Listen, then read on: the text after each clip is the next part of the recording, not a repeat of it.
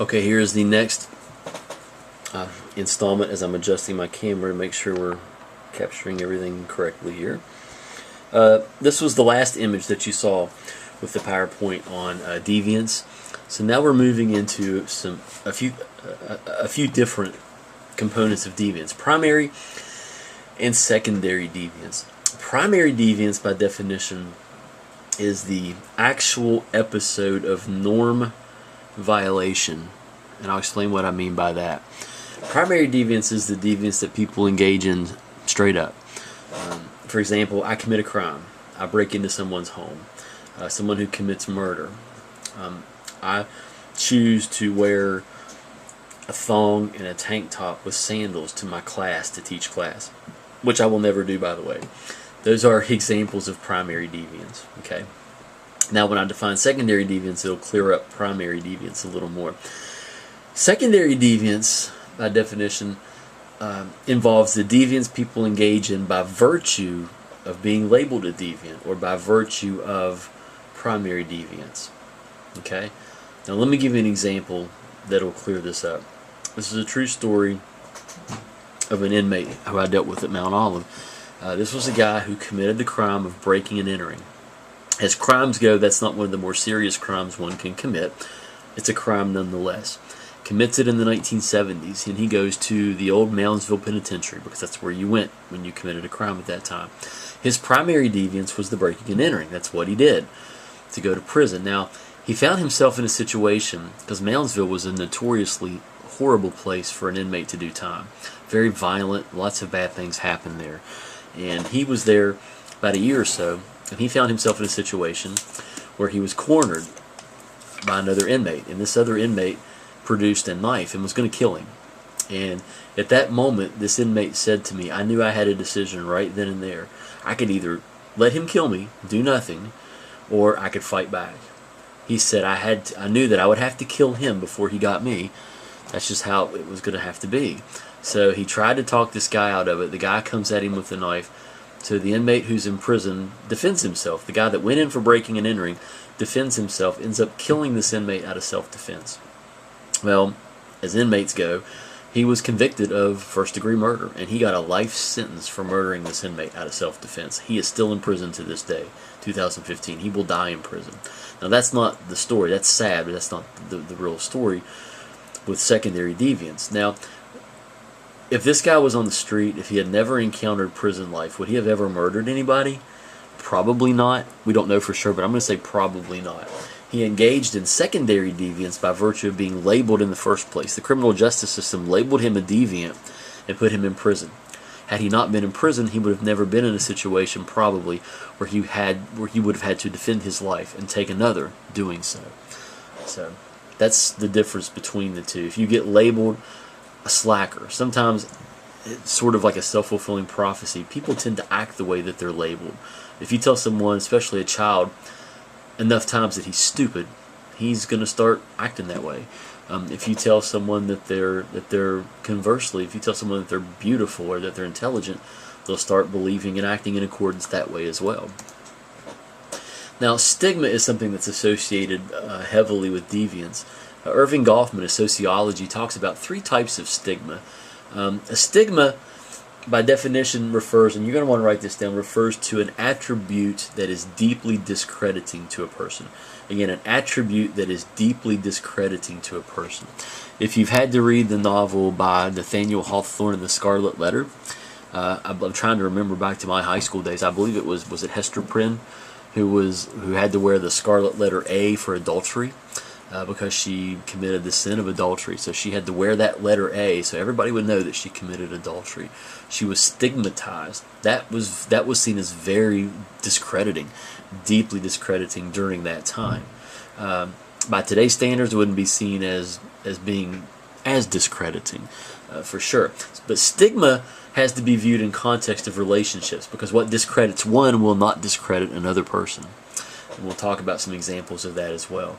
How many of you would think going to the library to study would be stigmatic? Would you get judged, teased, made fun of, get beat up for going to the library to get on the computer or go to the computer lab to study? Probably not. Now, if you're an inmate in prison, And I've seen this happen. You've had young men who want to better their lives. They want to go to the law library. They want to get on computers. They want to study. They want to better their lives. That's not cool with other inmates, because other inmates look at that and they think, well, you think you're better than us? What are you trying to do? You trying to get a leg up on us? And they actually get beat up for it sometimes, which may sound ridiculous. 3 types of stigma: physical, individual character, race, nation, and religion. Sorry, I didn't mean to go ahead so quickly.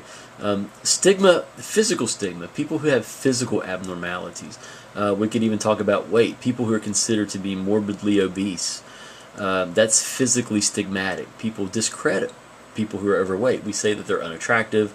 As a society, we say that they're unintelligent, they're lazy, when that may not be true at all. And this is based on time as well. If you go back to the times of the Renaissance, women especially who were morbidly obese by today's standards were considered the epitome of sexually attractive. Because at that time, if you were large, that means that you had money. You could buy food, you could eat. That was a big deal because a lot of people couldn't eat during that time. So a lot of this is relative based on time as well.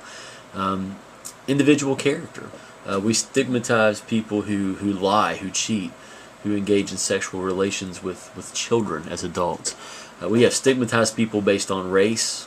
In this country, we have done this with African Americans. We've done it with Latinos.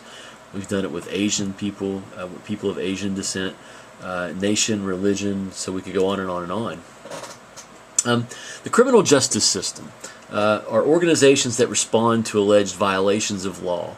We're talking about the police, court system, prison officials. So we have this social institution in place designed to deal with deviance and to try to keep it from happening. There are 4 justifications for punishment.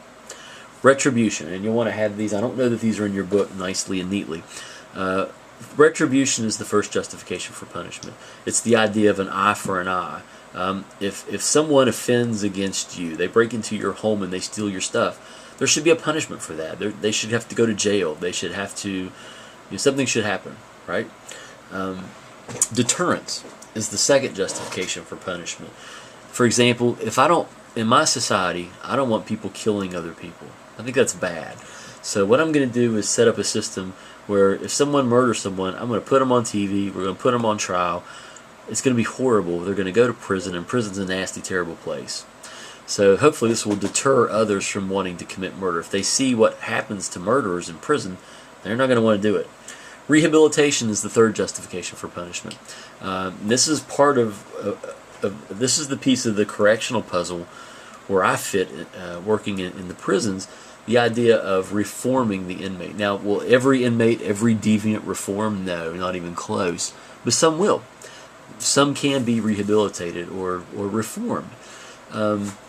Societal protection. Some people are just so horrifically dangerous, murderers, rapists, that you just really don't want them on the streets.